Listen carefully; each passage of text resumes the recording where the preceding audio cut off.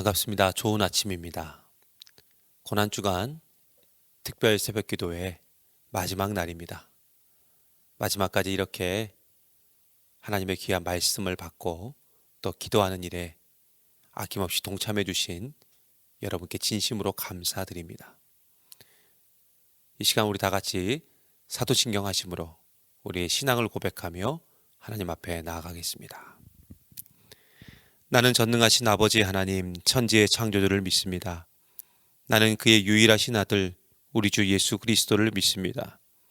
그는 성령으로 잉태되어 동정녀 마리아에게서 나시고 본디오 빌라도에게 고난을 받아 십자가에 못 박혀 죽으시고 장사된 지 사흘 만에 죽은 자 가운데서 다시 살아나셨으며 하늘에 오르시어 전능하신 아버지 하나님 우편에 앉아 계시다가 거기로부터 살아있는 자와 죽은 자를 심판하러 오십니다.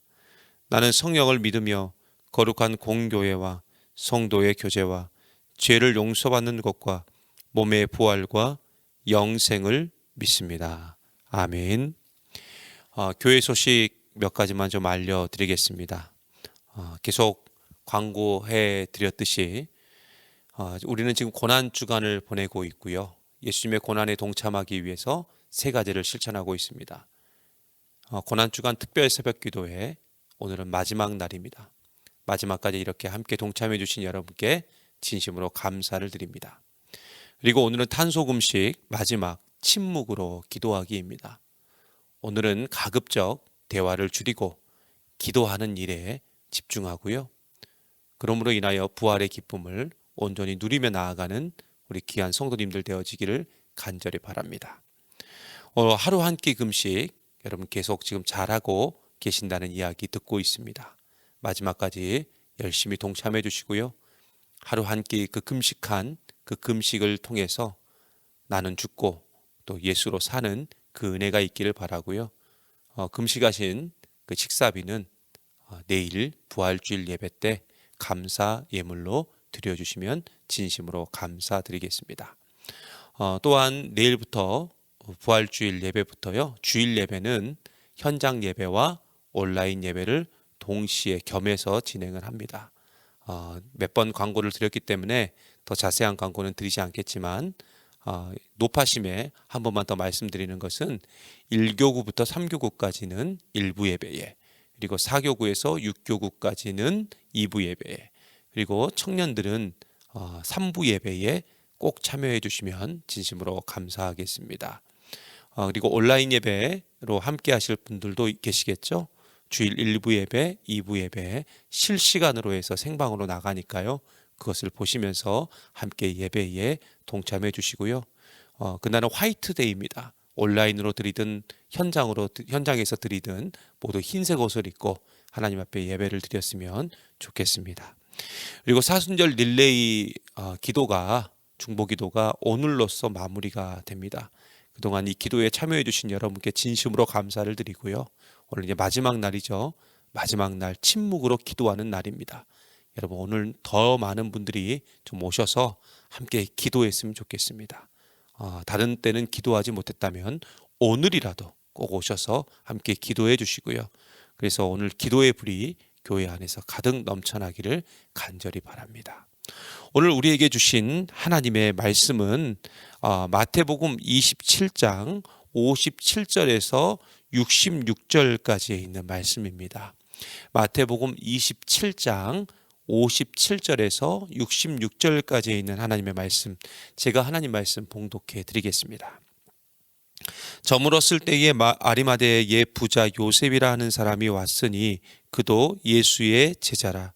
빌라도에게 가서 예수의 시체를 달라 하니 이에 빌라도가 내주라 명령하거늘 요셉이 시체를 가져다가 깨끗한 세마포로 싸서 바위 속에 판 자기 새 무덤에 넣어 두고 큰 돌을 굴려 무덤 문에 놓고 가니 거기 막달라 마리아와 다른 마리아가 무덤을 향하여 앉았더라. 그 이튿날은 준비일 다음 날이라. 대제사장들과 바리새인들이 함께 빌라도에게 모여 이르되 주여 저 속이던 자가 살아 있을 때에 말하되 내가 사흘 후에 다시 살아나리라 한 것을 우리가 기억하노니 그러므로 명령하여 그 무덤을 사흘까지 굳게 지키게 하소서. 그의 제자들이 와서 시체를 도둑질하여 가고 백성들에게 말하되 그가 죽은 자 가운데서 살아났다 하면 후에 속임이 전보다 더 클까 하나이다 하니, 빌라도가 이르되 너희에게 경비병이 있으니 가서 힘대로 굳게 지키라 하거늘 그들이 경비병과 함께 가서 돌을 임봉하고 무덤을 굳게 지키니라. 아멘. 여러분, 스포일러라는 말이 있습니다. 스포일러. 예를 들어서 최신 영화가 개봉을 했는데요. 그 영화를 미리 본 사람이 그 영화의 줄거리, 또 핵심 내용, 또는 반전의 요소, 또는 결말 등을 사람들에게 미리 말해서 그 재미를 반감시키는 행위를 스포일러라고 합니다. 그런데 예수님은 바로 이 스포일러를 자신의 제자들에게 계속해서 말씀해 주셨어요. 나는 죽는다. 나는 죽는다. 하지만 나는 3일 만에 다시 살아날 것이다. 여러분, 마태복음에 보면은 예수님은 이 스포일러를 한 번도 아니고 무려 3번이나 말씀해 주셨습니다.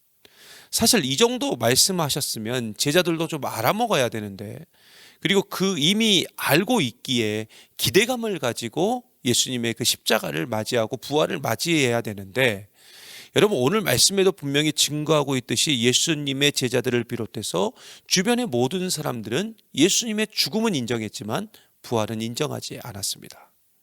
그래서 예수님의 제자들과 주변 사람들은 그 예수님의 죽음 앞에서 크게 절망했던 것입니다.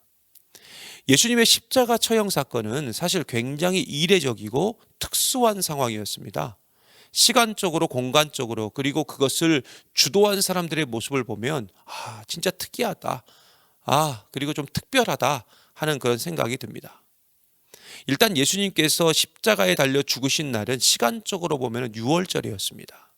6월절은 이스라엘 민족에게 구원을 상징하는 날입니다. 해방을 상징하는 날입니다. 그러니까 구원을 상징하는 날에 하나님의 아들이신 예수님께서 십자가에서 인류를 대신하여 죽으심을 통해서 모든 인류의 구원을 이루셨습니다. 그러므로 예수님께서 6월절에 십자가에 달려 죽었다는 것은 그냥 우연히 그 시간대에 이루어진 사건이 아니라 하나님의 철저한 계획과 또 계산 속에서 이루어진 사건이라고 볼 수 있습니다. 또한 예수님께서 죽으신 장소가 어디냐? 바로 예루살렘이었습니다. 예루살렘은 하나님의 성전이 있는 곳이고 하나님의 성전은 예수 그리스도를 상징합니다. 그러므로 예수님께서 성전이 있는 예루살렘에서 그 육체적인 죽음을 당한 것은 건물이 중심인 성전의 시대는 죽고 예수 그리스도라는 새로운 성전의 시대가 열리게 되었다는 것입니다. 그리고 그 새로운 성전은 바로 교회를 상징합니다. 그래서 최초의 교회가 예루살렘에서 시작된 것입니다. 그리고 예수님을 죽인 주동자들이 굉장히 독특한데, 바로 당시 종교 지도자였던 대제사장들과 서기관과 바리새인이었다는 것입니다.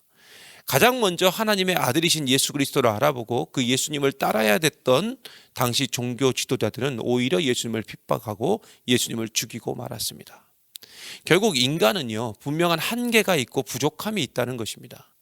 그리고 그 한계와 부족함으로 인하여 새로운 리더십이 생겨났는데, 바로 그 당시 가장 부족하고 연약한 존재였던 제자들을 예수님은 교회의 리더로 세우셨습니다.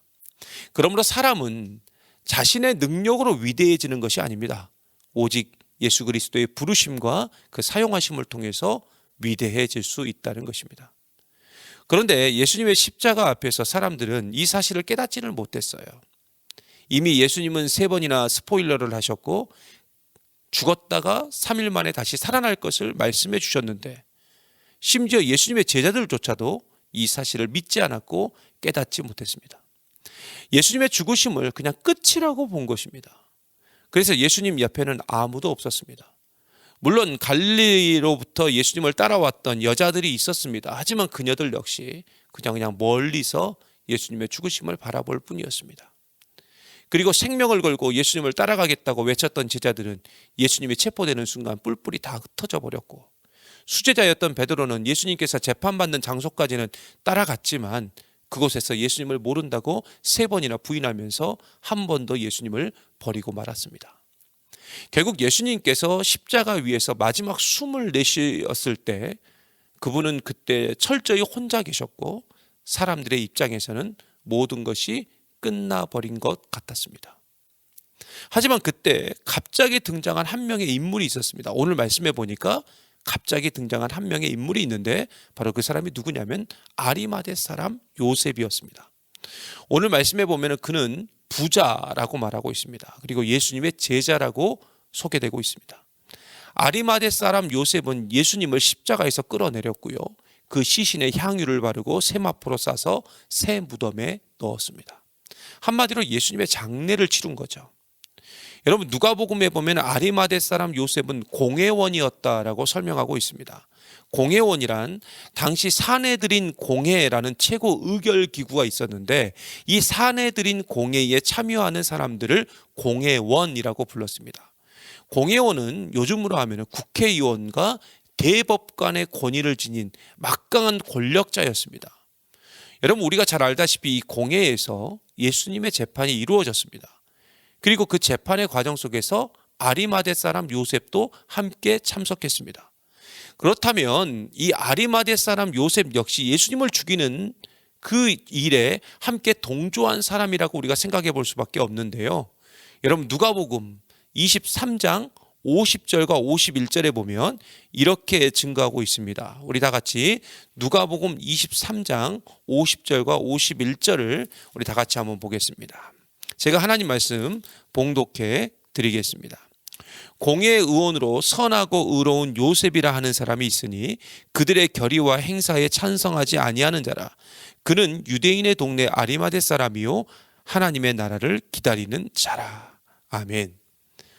그러니까 결국 아리마대 사람 요셉은 예수님의 죽음을 반대했습니다. 또한 요한복음 19장에 보면 유대인들이 빌라도에게 해지기 전에 그 예수 그리스도의 십자의 시체를 치워달라는 요구하는 장면이 나오는데 아마 유대인들이 이렇게 예수님의 시체를 치워달라고 십자가에서 치워달라고 요구했던 것은 아마 그 이면에 빨리 예수님의 장례를 치르려고 하는 그 아리마대 사람 요셉의 활동이 있었는지 모릅니다. 당시 예수님의 시신을 처리하는 문제는 굉장히 복잡했습니다. 왜냐하면 예수님의 시신을 잘못 건드렸다가는 예수님과 똑같은 부류의 사람으로 찍혀서 처형당할 수도 있었기 때문입니다. 하지만 빨리 시신을 처리해달라고 유대인들이 요구를 했고요. 빌라도는 그것을 허락합니다. 그리고 동시에 아리마대 사람 요셉이 나서서 예수님의 장례를 치르는 것으로 봐서 모든 것이 그냥 이루어진 것은 아니고요. 그 뒤에 이 아리마대 사람 요셉의 계획과 행동이 있었다는 것입니다. 그런데 오늘 말씀의 전체적인 내용을 보면은 굉장히 절망적인 상황이 연출되고 있습니다. 예수님은 죽었고 예수님의 무덤은 밀봉되어서 경비병들이 지키고 있었습니다. 장례다운 장례도 제대로 치르지 못했고요. 애도다운 애도도 제대로 하지 못한 채 그냥 모든 것이 끝나버린 상황이었습니다. 그런데 우리 역시 이렇게 우리에게 주어진 삶을 살아가면서 이런 절망적인 상황을 만날 때가 있습니다. 모든 것이 절망적이고 모든 것이 끝나버린 것 같은 상황을 만날 때가 있죠. 하지만 우리는 그렇다 할지라도 절대로 낭망하거나 낙심하면 안 됩니다. 비록 아리마대 사람 요셉은 예수님께서 부활하실 것을 모른 채 장례를 치르고 예수님의 시신을 새 무덤에 안치했지만 우리에겐 바로 이러한 행동과 이러한 자세가 필요합니다.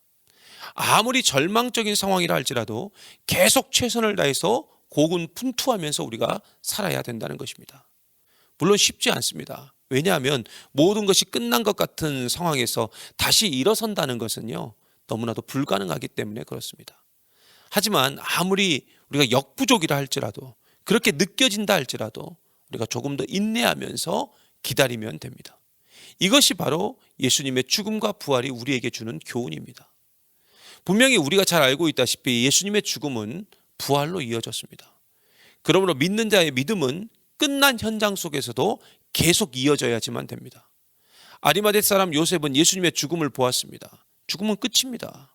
하지만 그는 끝까지 행동했습니다. 물론 부활에 대한 믿음은 없었지만 그래도 그는 끝까지 행동했습니다. 움직였습니다. 그러므로 우리 역시 어떤 상황과 조건 속에서도 끝까지 행동하는 그 믿음이 우리 가운데 반드시 필요한 줄 믿습니다. 그리고 그 믿음은 놀라운 일을 만들어냅니다. 낙심과 절망의 상황 가운데 혹시 계십니까? 그러나 그래도 끝까지 믿음으로 행동하시기를 바랍니다.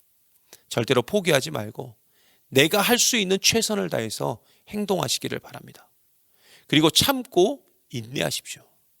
바로 그때 우리의 헌신과 희생을 통해서 이전에 경험하지 못했던 하나님의 놀라운 기적의 역사를 우리가 함께 다 같이 보게 될 줄 믿습니다. 오늘도 이 사실을 굳게 믿고요. 내게 주어진 그 삶의 현장에서 그 현장이 비록 절망적인 상황이고 낙심의 상황이고 낭망의 상황이라 할지라도 믿음을 가지고 내가 할 수 있는 최선을 다해서 힘써 나아감을 통해서 결국에는 부활의 영광, 부활의 승리의 기쁨을 함께 나누며 나아가는 저와 여러분 되시기를 간절히 소망합니다. 이 시간 함께 우리 다 같이 기도하시겠습니다. 우리와 늘 함께 하시는 하나님, 우리가 어떤 상황과 형편 가운데 있다 할지라도 끝까지 믿음으로 나아갈 수 있는 힘과 능력을 주시옵소서. 절망을 맛보고 낙심의 현장 가운데 있다 할지라도 내게 주어진 역할을 끝까지 감당할 수 있도록 우리를 도와주시옵소서. 물론 두렵습니다. 그리고 힘듭니다. 하지만 쓰러진 이 장소에서 절망의 노래를 부르기보다 이젠 소망의 노래를 부르며 나아가기를 간절히 원합니다. 우리를 끝까지 인도하여 주시고 붙들어 주시옵소서. 오늘은 고난주간 마지막 날입니다. 부활의 아침을 기다리는 우리의 모습을 기억하시고 특별히 이 코로나19의 절망적인 상황이 예수 그리스도의 부활과 함께 사라지게 하시옵소서. 오늘도 귀한 예물을 하나님 앞에 올려드립니다. 이 감사의 예물을 받아주시고 하나님의 영광을 위해서 아름답게 사용될 수 있도록 인도하여 주시옵소서. 그리고 이 예물이 절망 가운데 있는 영혼들을 살리고 세울 수 있도록 도와주시옵소서. 이 감사의 손길을 기억하시고 하나님의 은혜로 갚아 주시옵소서. 예수 그리스도의 이름으로 기도하옵나이다. 아멘. 하늘에 계신 우리 아버지, 아버지의 이름을 거룩하게 하시며 아버지의 나라가 오게 하시며 아버지의 뜻이 하늘에서와 같이 땅에서도 이루어지게 하소서. 오늘 우리에게 일용할 양식을 주시고 우리가 우리에게 잘못한 사람을 용서하여 준 것 같이 우리 죄를 용서하여 주시고 우리를 시험에 빠지지 않게 하시고 악에서 구하소서. 나라와 권능과 영광이 영원히 아버지의 것입니다. 아멘.